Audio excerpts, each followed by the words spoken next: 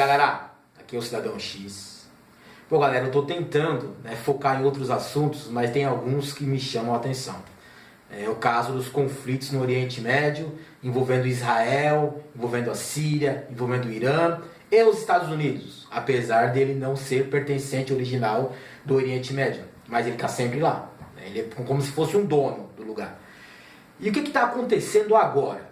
Eu fiz um vídeo antes publicado, que eu explicava que Israel está articulando um plano para atacar o Irã, e ter uma justificativa, motivos para ter o apoio de outras nações nesse ataque contra o Irã.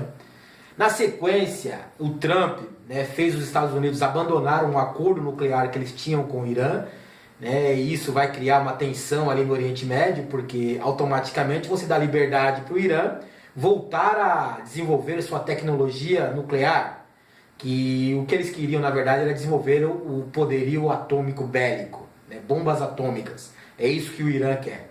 Porque o Irã quer uma bomba atômica para explodir Israel, porque eles sabem que Israel tem bombas atômicas escondidas que eles podem usar contra o Irã ou outros inimigos da região a qualquer minuto.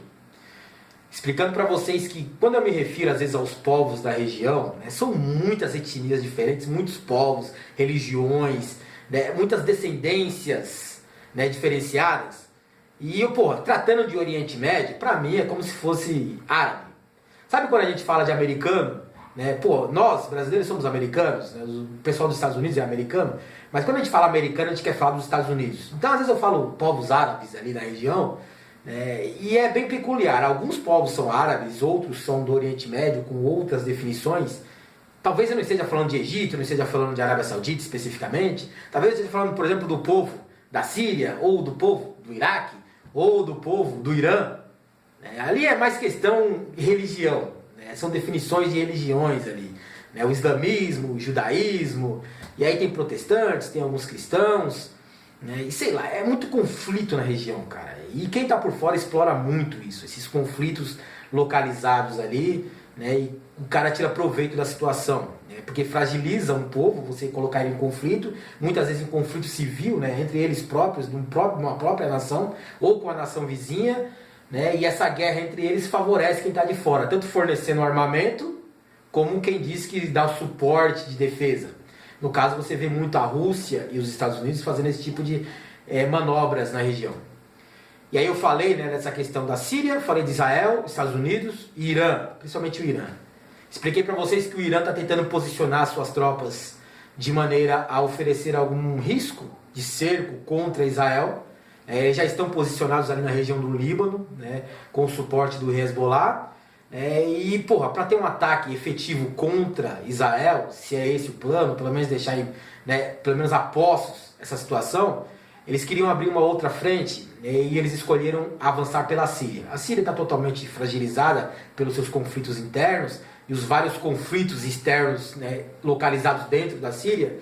E Irã está se aproveitando da situação, alegando que está combatendo os terroristas, que está protegendo o governo legítimo sírio, e está se posicionando nas colinas de Golã. Colinas de Golã, o que eu posso falar para vocês? Colinas de Golã é uma região entre a Israel e a Síria. Sempre foi disputada, são guerras bíblicas envolvendo as tais colinas de Golã. As colinas de Golã ficaram pertencendo à Síria após o desmonte do Império Otomano com o final da guerra. Eles desmontaram o Império Otomano, dividiram os países, Cada país vencedor da guerra ficou com uma parte do Oriente Médio, colocou lá um fantoche para administrar, e as colinas de Golã ficaram para a Síria, na divisão oficial. Ocorre que anos depois, na Guerra dos 6 Dias, anos não, acho que meses depois, na Guerra dos 6 Dias, Israel atropelou todas as nações inimigas da região e tomou as colinas de Golã, para garantir espaço físico para o avanço dos seus territórios israelenses na região, para estabelecer ali o seu povo e tal, e também para se proteger. Quanto mais amplas as suas fronteiras, mais protegido você fica, porque não dá aquela margem de ameaça de cerco muito próximo de você. Você tem uma margem de trabalho, inclusive para postar suas defesas. Então as tais colinas de Golã que estão sempre em disputa ali na região, são essenciais estrategicamente para a defesa de Israel. E o próprio Irã sabe disso. Então ele avançou pela Síria e está se posicionando nas colinas de Golã para disputar o território. Né? Durante a crise na Síria, Israel avançou ainda mais dentro dessas colinas, para dentro do território sírio, né? Para garantir sua defesa, para garantir seu espaço e que nenhum outro país se posicionasse ali, que é o atual interesse do Irã. O Irã está querendo se posicionar exatamente ali.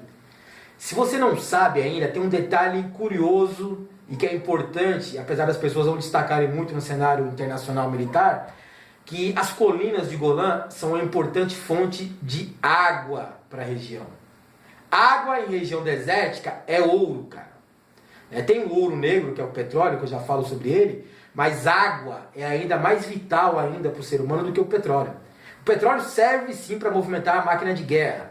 Vai ter problema de abastecimento de petróleo na região? Vai. Quando a máquina de guerra de vários países está se movimentando, como é o caso do Oriente Médio, quem detém a produção de petróleo, como é o caso do Irã, ganha mais. Diz a Arábia Saudita, que é aliada de Israel e dos Estados Unidos, na verdade é só um vassalo dos caras, que vai fornecer todo o petróleo necessário para a máquina de guerra israelense e Estados Unidos, caso o Irã crie um conflito, e aí vai ter uma interrupção no fornecimento de combustível de petróleo, porque o Irã é um grande produtor.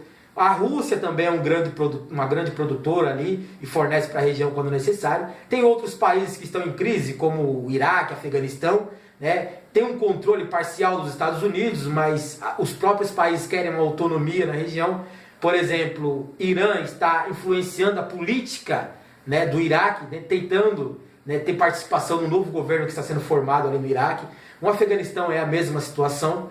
Então, cara, tem várias crises a serem administradas e várias jogadas estratégicas no movimento ali. Mas água tem nas colinas de Golã.